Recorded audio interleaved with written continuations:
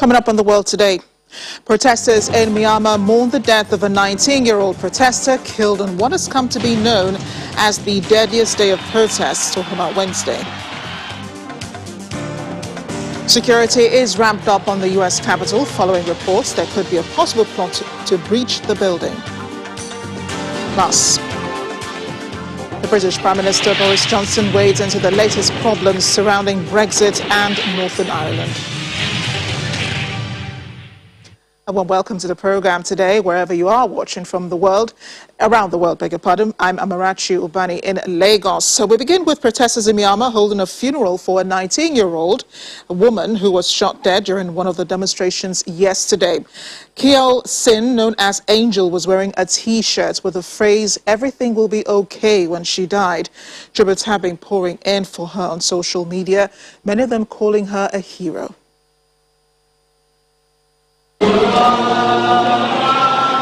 Hundreds of protesters attended the funeral for Kyaw Sin, popularly known to all as Angel.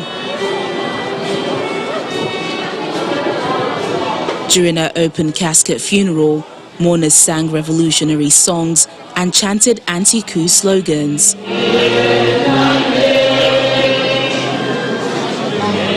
She was killed on a day regarded as the deadliest since the protests began, as police opened fire with live rounds with little warning.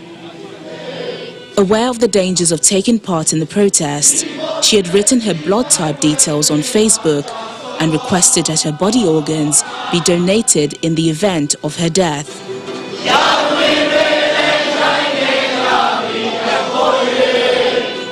Mayat Thu, who was with her at the protest on Wednesday, said she had kicked open a water pipe so protesters could wash tear gas from their eyes. She had also tried to help him as police opened fire. He said police hit them with tear gas and then the bullets came.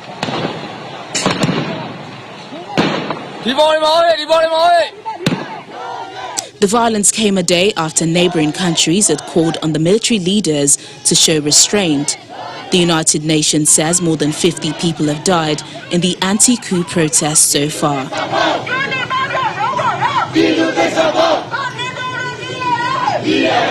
Meanwhile, the protests continue today, and in Yangon, security forces fired tear gas towards the protesters who took cover behind shields. In Mandalay, 5 fighter jets flying at low altitude were seen in what appeared to be a show of military strength. Beyond Myanmar, China says it will continue to play a constructive role in helping to ease the situation in the country and calls all parties to exercise restraint. And French President Emmanuel Macron today renewed his call for an immediate end to repression in the country. To the United States now, as security, we understand, has been beefed up in and around the Capitol building in Washington. Authorities intend to stop a repeat of what happened January 6th, when rioters stormed the building, destroying property and looking for lawmakers and the vice president. The move is prompted by intelligence that a militia group planned the attack for March 4th. The day conspiracy theorist group QAnon believes former President Donald Trump will return for a second term. The House of Representatives today cancelled the session, but the Senate will continue with its agenda. A new intelligence bulletin issued by the FBI and Department of Homeland Security says as of late February, an unidentified group of militia violent extremists discussed plans to take control of the U.S. Capitol and remove Democratic lawmakers on or about March 4th and discussed aspirational plans to persuade thousands to travel to Washington, D.C. to participate. Following the assessment, the U.S. Capitol Police referred in a statement to a possible plot to breach the Capitol by an identified militia group on Thursday. Supporters of an extremist conspiracy theory known as QAnon falsely believe that Thursday, which is today, will mark Mr. Trump's return to the White House for a second term. They've latched on to this date because before the 20th Amendment of the U.S. Constitution, adopted in 1933, moved the swearing-in dates of the president and Congress to January, American leaders took office on the 4th of March. Our correspondent Maria Bird joins us now from Washington. Maria, what more are we learning about this possible threat by the militia group and what they're hoping will happen today? Thank you, Amarachi, for having me. This is definitely a time I believe that many Americans are watching, because I think, as you mentioned before, prior to 1933, the inauguration day was March the 4th. And so now we're in a position where many extremist groups are believing that today is going to be miraculously going to have former President Donald Trump back in office. And so obviously the FBI and the various law enforcement officers, the U.S. Capitol Chief, the woman that's acting in that position, has been watching the intelligence that's coming through on this. There's, we've put up wiring and these kind of temporary gates around the Capitol, which unfortunately have not been able to come down since inauguration. So those are still there. They have police standing outside of those gates to just ensure that there's no breach on that area of the Capitol. And so I think that people are, not surprised, but of course, this just takes us another step back in trying to heal the country, especially after a very contentious election. So, Maria, for the inauguration, at least 100 security forces were deployed in and around the Capitol building area. Talk to us about what the security looks like today, how many possible military men you're seeing out there, and what it's looking like exactly. So the military men are coming from what the National Guards primarily, and there's a National Guard station just a couple miles away from the Capitol. And so those individuals have been deployed. Those who are on reserve have been deployed. And so you're going to see probably about 2 times or 3 times what you normally would see outside of the Capitol. And they'll be in the military fatigue. They'll be, just to ensure that we're not in a position that could potentially create a violent attack. And so you're talking about, as you said, there are hundreds. They're probably going to be more like a couple thousand today throughout the area. What we saw during Inauguration Day, and you're going to see today, it's about maybe a half a mile, 3 to 4 blocks away from the Capitol gates. You'll begin to see kind of borders there as well, and you'll see police activity and military activity standing on guard there as well. And I'm sure that a lot of congressmen and women are probably having flashbacks of the riots that happened on January 6th. The House of Representatives says it's not meeting today, but the senators going on with their own sessions. Could the present threat affect debates and discussions in the Senate today? You're exactly correct. It could definitely impact the debates today. We know that today's debate is going to be on the COVID-19 relief plan. And so because of that, that's something that is of high priority for both the Senate and the House. And obviously the president, that's of high priority. So that will be into debate. But again, they will be very cautious after experiencing what they did on January the 6th. They will be probably very cautious as they sit there on that debate floor. And hopefully it will not impact the possibilities of being able to move this forward quickly. And speaking of the January 6th attack, so where are we now with the investigations and the independent probe into the day's happenings? On the January 6th attacks, we've seen several of these hearings, and as more information is released and investigations information is released, they will begin to probably have additional hearings. I would say that they are probably, about a fourth of the way through.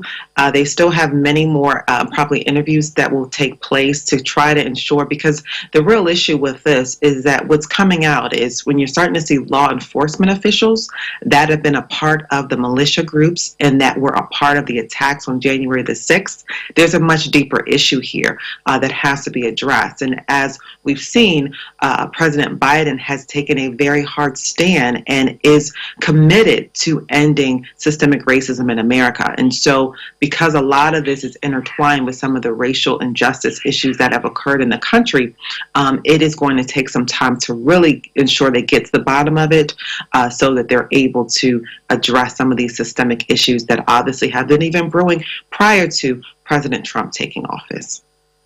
Thanks for bringing us up to speed, Maria, and again, stay safe in Washington. Thank you so much for having me. In other developments in the United States, the House of Congress on Wednesday passed a bill banning controversial police tactics and easing the way for lawsuits against officers violating suspects' constitutional rights, although the Senate's prospects were uncertain. Democrats pushed the George Floyd Justice in Policing Act through the House by a vote of 220 to 212, with the support of only one Republican, just days before former Minneapolis police officer Derek Chauvin goes on trial on a state murder charge in the death of Floyd last year. However, later on Wednesday evening, Representative Lance Gooden, the sole Republican who voted for the legislation, wrote in a post on Twitter that his vote had been a mistake, and in fact, he opposes the bill. 46-year-old George Floyd died last May when he was detained with Chauvin kneeling on his neck for more than 8 minutes. His killing sparked weeks of nationwide and global protests, many of which were led by Black Lives Matter activists. Interest for police officers and communities. One of the goals of the George Floyd Justice in Policing Act is to raise the standards of policing in America and also to transform the culture. No, that's not even what that... While still hearing more from a fiancé to slain Saudi journalist Jamal Khashoggi about the U.S. intelligence report indicting the Crown Prince in his murder, Hatis Cengiz says she was relieved by the report. She had been waiting outside the Saudi consulate in Turkey at the time of Khashoggi's murder, when he went inside to retrieve documents for their upcoming marriage. She describes the release of the report as a huge step, but not enough without sanctions against the Crown Prince. When the report came to release, I felt a relief. And as you know, the report showed us the same thing we have already known, that the UN reporter Agnes Kalamard worked very hardly for her report. And this report says or confirm again the same information that we have already known that.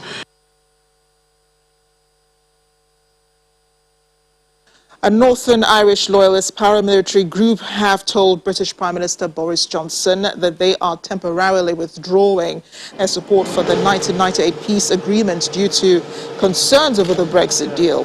While the groups pledged peaceful and democratic opposition to the deal, such a stop warning increases the pressure on Mr. Johnson, his Irish counterpart Michael Martin, and the European Union over Brexit.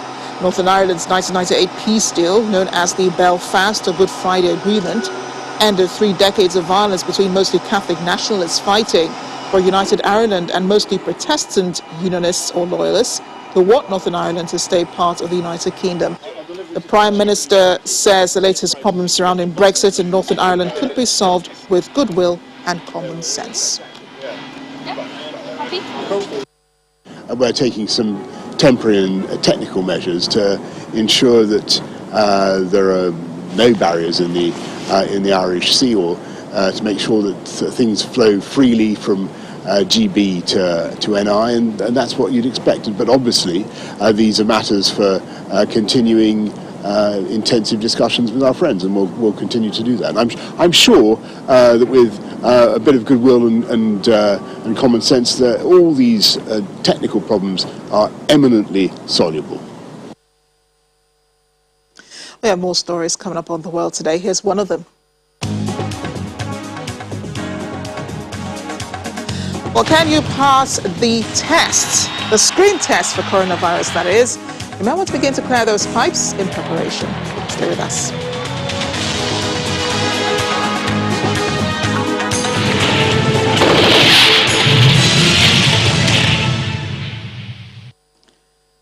Welcome back to The World Today. Kremlin critic Alexei Navalny, whose whereabouts had been a mystery since he left jail in Moscow, is located in a quarantine cell at the Kolchugino IK2 penal colony in Vladimir region, northeast of Moscow.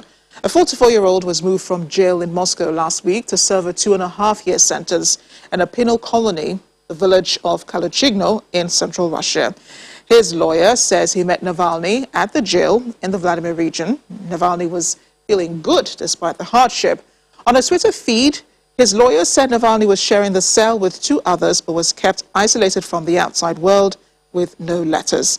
Navalny, who recuperated in Germany from what German authorities say was poisoning with a Novichok agent, has been arrested or was arrested on his return in January. He was sentenced for parole violations that he says were trumped up. His illness and imprisonment have sparked a diplomatic conflict between Russia and the West.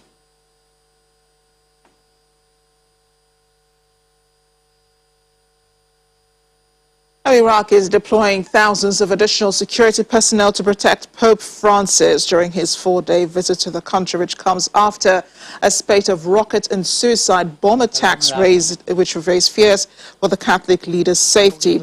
A senior security official who's been briefed on the security plan says the forces involved have been trained to deal with worst-case scenarios, from street battles to bombings and rocket attacks. And much earlier, Pope Francis gave a message of hope to his brothers and sisters in Iraq. In it, he said he looked forward to meeting Catholic faithful with trepidation. He also addressed Muslims and Christians alike, calling them his brothers, and revisiting the history among the different religious groups. Pope Francis will visit the birthplace of the prophet Abraham, who is revered by Christians, Muslims and Jews. He will also be meeting with Iraq's top Shiite Muslim cleric, Grand Ayatollah Ali al-Sistani.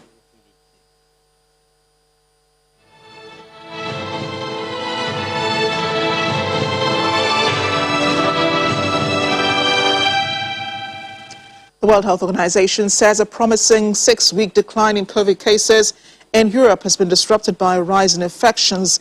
A health agency's regional director for Europe, Hans Kluge, says there's been a resurgence in Central and Eastern Europe. And new cases are also on the rise in several Western European countries where rates were already high. It's called on European countries to expand supply and access to vaccines. Here's a global update. Here's a look at the COVID-19 situation around the world. Brazil has announced new restrictions, including a nighttime curfew from 11 p.m. to 5 a.m. in Rio de Janeiro, the country's biggest city. Restaurants have been ordered to close at 5 p.m. and businesses such as clubs must shut entirely. The new restrictions will last until March 11. A partial lockdown is also in place in Sao Paulo. Egypt has expanded its coronavirus vaccination rollout to include the elderly and people with chronic diseases after several weeks of vaccinating medical staff. Nearly 153,000 people have applied for vaccination since Sunday, February 28th, when the North African country opened online registration.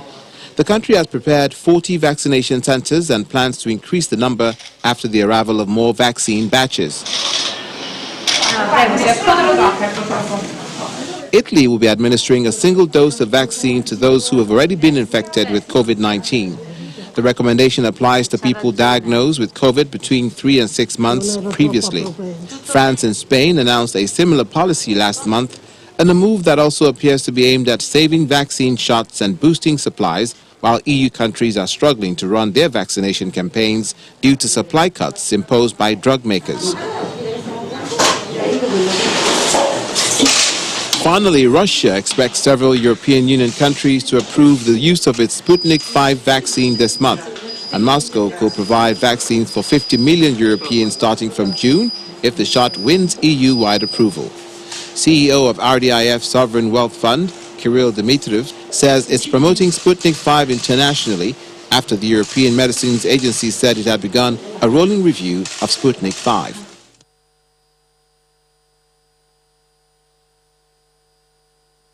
Well, let it all out, and just not a scream, not because you're frustrated, which really helps in certain situations, by the way, but if you scream, you might know your coronavirus status. That's a method being used by Dutch inventor Peter van Vies to test for the deadly virus. It might seem weird, but even if it does not actually detect COVID-19, this could double as therapy. Dutch inventor Peter van Vies is testing a possible new way to screen for coronavirus infections that involves having a person walk into an airlocked cabin and letting out a good old scream. He's currently gathering data for the machine's effectiveness at a site next to a coronavirus testing center on the outskirts of Amsterdam. Most of the time, people don't even know that they're contaminated. But it can be measured with the Cuba. So, if you are spreading and yelling and screaming, you're spreading tens of thousands of particles which contains the coronavirus. And if I take out the moisture from that coronavirus, I will have the basic coronavirus by itself, and therefore it can be recognized as such. For people coming out of the testing center who've just had a nasal swab, a brief stop in Peter's windy cabinet is a bright spot. It's always very nice to scream when nobody can hear you, though. And yeah, I think it's a good way of meditation as well. So it's fun. Here's how it works. A person steps into the booth and an industrial-grade air purifier turns on, creating a whirlwind inside the booth as existing particles are first cleaned from the air. Then the person begins to scream or yell or sing. If someone is infectious with the coronavirus, the numbers of that specific diameter will go way up. And compared to the other diameters, they're also measured, but they are on a very low level. Before the testee steps out, the air is cleaned a second time. Then the particles are collected, dried, and measured by a nanometer sizing device. Van Vliet says that although lots of small particles from the person's clothes and breath are detected, an infection shows up as a cluster around the size of the coronavirus. The process only takes about 3 minutes. So while you get a lot off your chest with a good scream, you're also learning about your health.